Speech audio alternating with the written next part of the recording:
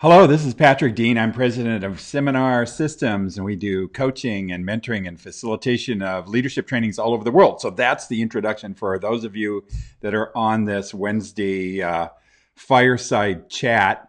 And if you're just returning, welcome back. And it's great to have you here. Today, I'm going to talk about resistance. We're just going to spend a little bit of time on resistance. And I did an experiment, and I want to share with you the results of that experiment because I experimented on myself. And so here we go. And I'm going to talk about that experiment, and I'm going to talk about resistance. So I was looking at all these definitions of resistance, and there's definitions that go into science, into electricity, or into chemistry, and there's all kinds of explanations around biology and everything else around resistance. But I just want to talk about the resistance that we feel when we come up against something that challenges us. So basically, I defined resistance as a feeling that occurs when our well thought out story and belief systems are challenged. So it's a feeling or experience that we have when our well thought out belief systems and our story that we've put together is challenged. So the first thing is I think that when I wanted to start this experiment on resistance, and the purpose of the experiment was to find out how we could connect with each other when we're in resistance or we meet a resistant person, or even connect with ourselves. So I wanted to do this. And so the first thing was for me to take a look at defining what I meant by resistance and story. So we all live a story. That's my experience, myself and all the people that I've worked with. So we all of us have a story.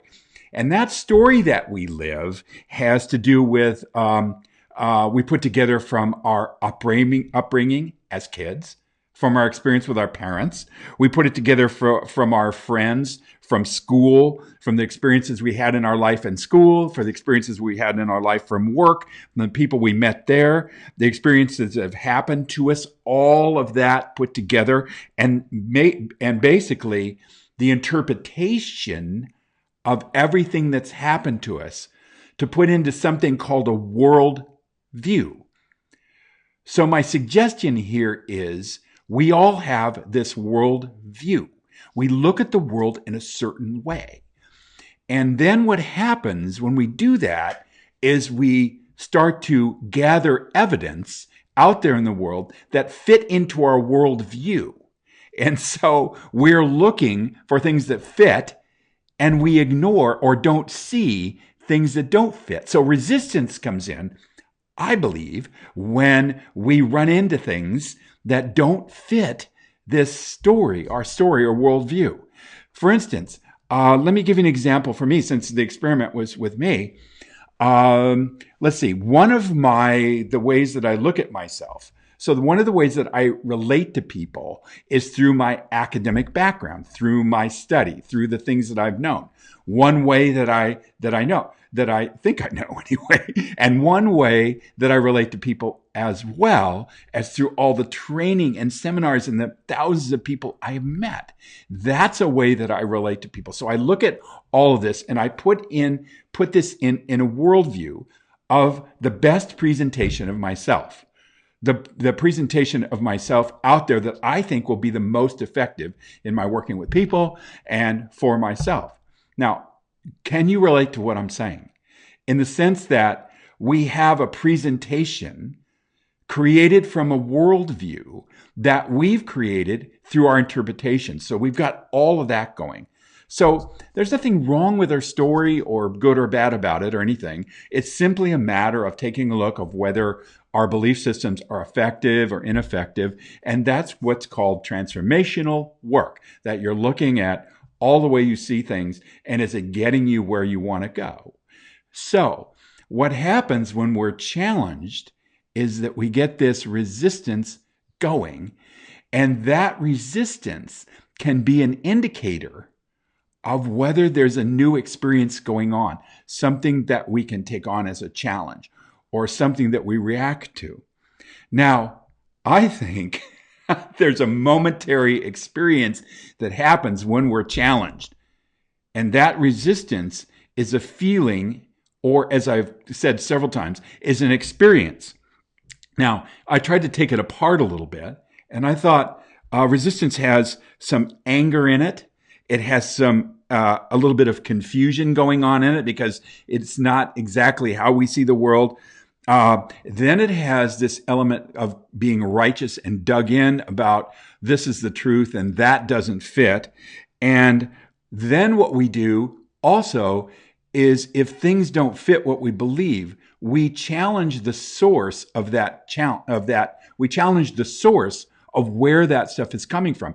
And if it happens to be another person, then we really get into resistance in connection with that person because they're a source of something different or something we don't believe or something that we're not used to controlling in our life with our story and all this, as I said earlier, well thought out stuff that we've put together. So, my worldview of myself might be or is that I'm, like I said earlier, I'm an academic and I have done a lot of study and I want to show up with you guys like I have some great information, like I'm an authority, like that, I've put in the work and the time and I have something of value to share with you. So that's fine and great, except when new stuff starts to come in and it challenges my belief systems, challenges my idea or view of myself as an authority, something I don't know or have no clue about, or something that's completely outside of my worldview, the way I look at things. That challenge is how I meet that challenge is really kind of get dug in. Now, I'm not proud to say that, but I think that maybe some of you relate to that about how we get dug in around that stuff. So, okay, so anyway, so here I am with sort of this worldview and acknowledging myself for all of this stuff that comes up. And I said earlier, it can be an indicator of something exciting, or it can be an indicator that that we need to back away, or all that kind of stuff. So that feeling of resistance is a great teacher, and that's going to be one of my themes here. So let me get on with the experiment and the result of the experiment and some of the solutions that we can have. So this experiment has something to do with politics. Now, I've never talked about politics in trainings or with groups of people or with my clients, mainly because the political situation is irrelevant in our own growth. It's irrelevant to what immediately affects us, and it's irrelevant to how we can control the experience of fulfillment and satisfaction in our life. What I think the political situation indicates, and a bunch of us are very tired of this whole thing, and what it indicates is something outside of ourselves, or something that maybe we didn't pay attention to or take care of, or whatever, all the stuff going on out there. But what's more relevant is what's happening in our life right now. But I'm going to use this political thing in my experiment because I wanted to see about resistance and how it worked for me.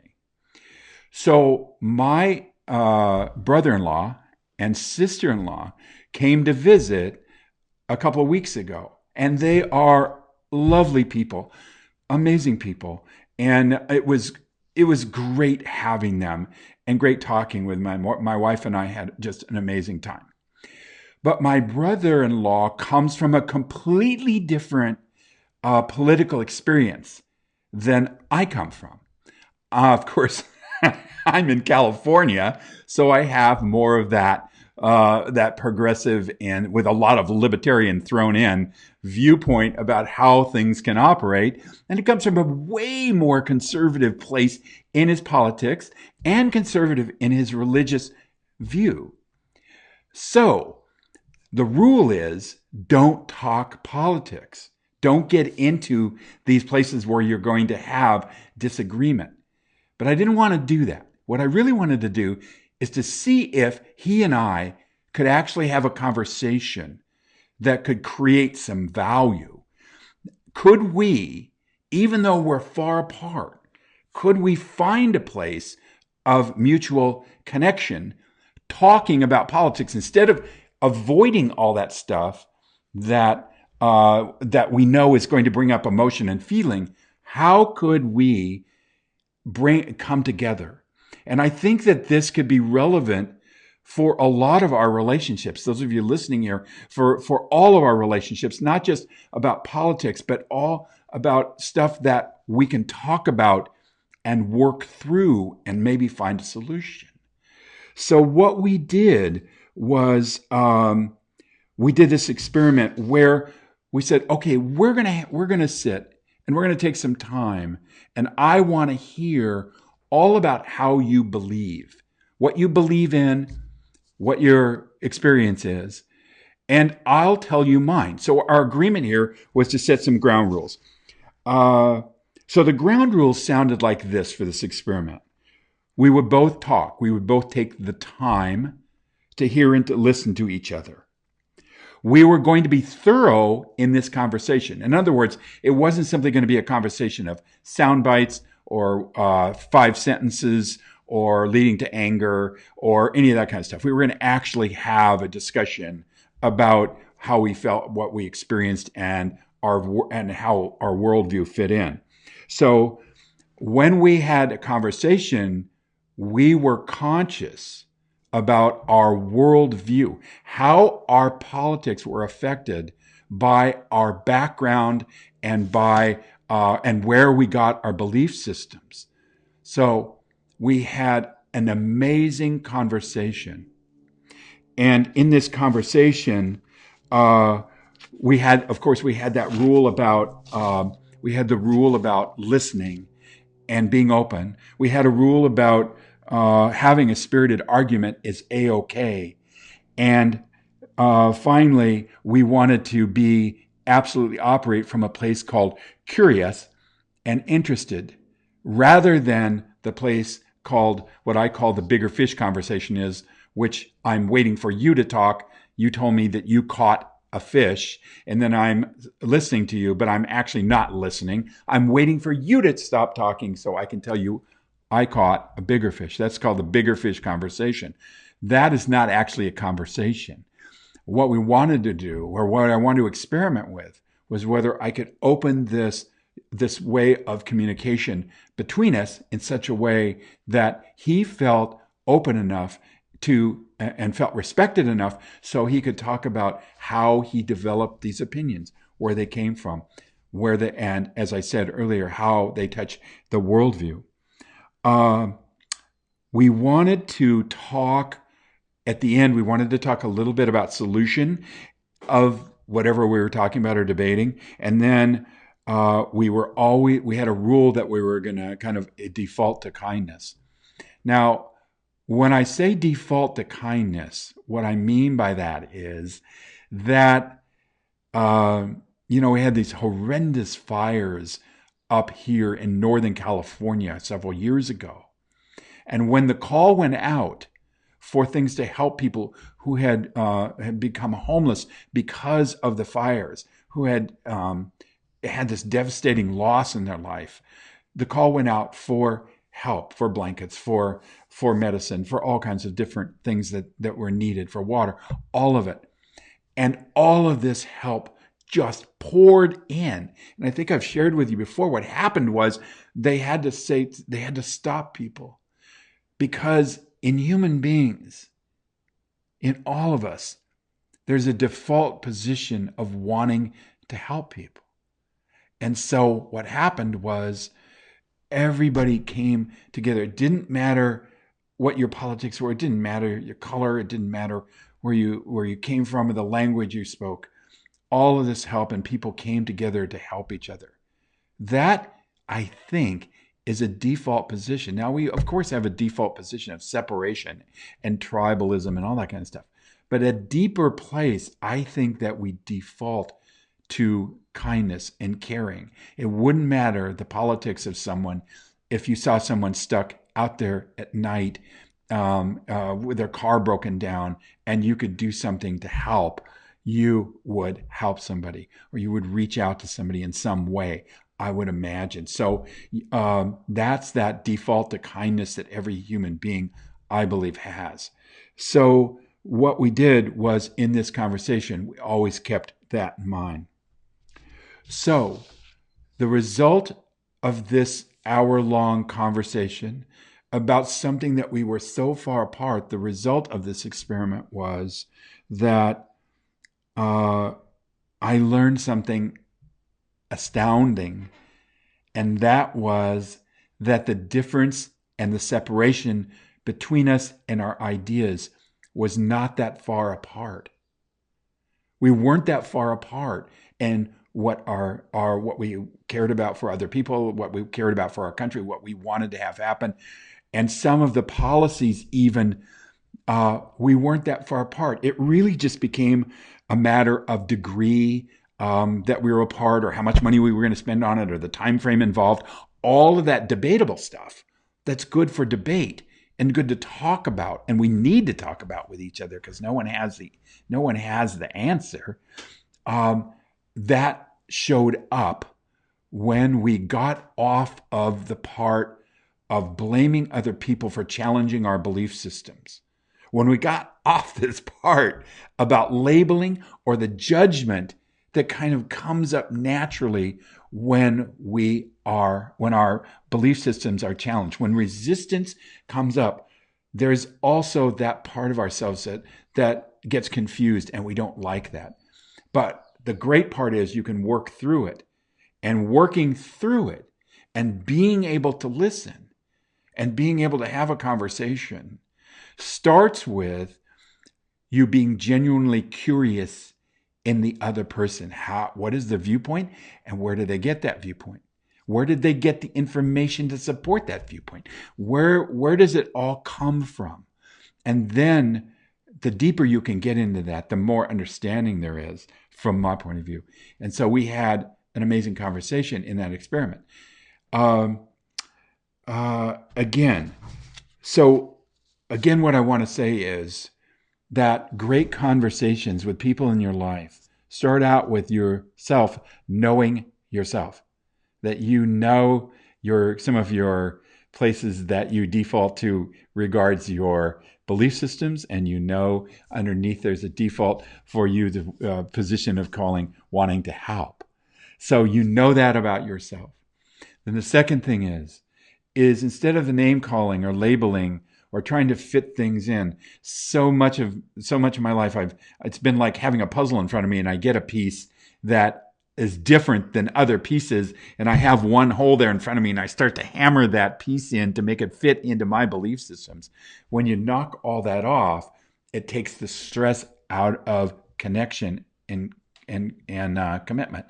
So the question is then, what if people are unwilling to have that kind of conversation with you? What if you want to start this, but it's not going to develop? And I would say that that's not the person that you want to have conversations about solution. It doesn't mean that they're bad people. It doesn't mean that there's something wrong. It simply means that you have a limited amount of time, and you want to have conversations with people. And if you start to set this ground rules down, even subjectively, you don't have to do a formal thing around it, but even subjectively, you're going to find that you can learn a ton of stuff, and you can have spirited argument in the classical sense of going back and forth and really getting into it without all this blame and fear of anger and all the stuff that can come up. So my challenge here for us is to walk through this whole political experience that we have, whatever's going on, and look at what's really important to us and the people that are important to us, and practice this communication. Know that they have resistance because of their story. You have resistance, and you can always find a common ground. Okay? That's a practice. That's the practice of mastery. I thank you very much for being on this Facebook Live, and I look forward to our chat next Wednesday. I will let you know when that is and the topic that we're going to talk about. Get out there and make the difference that you were born to make. Love you guys, and thank you.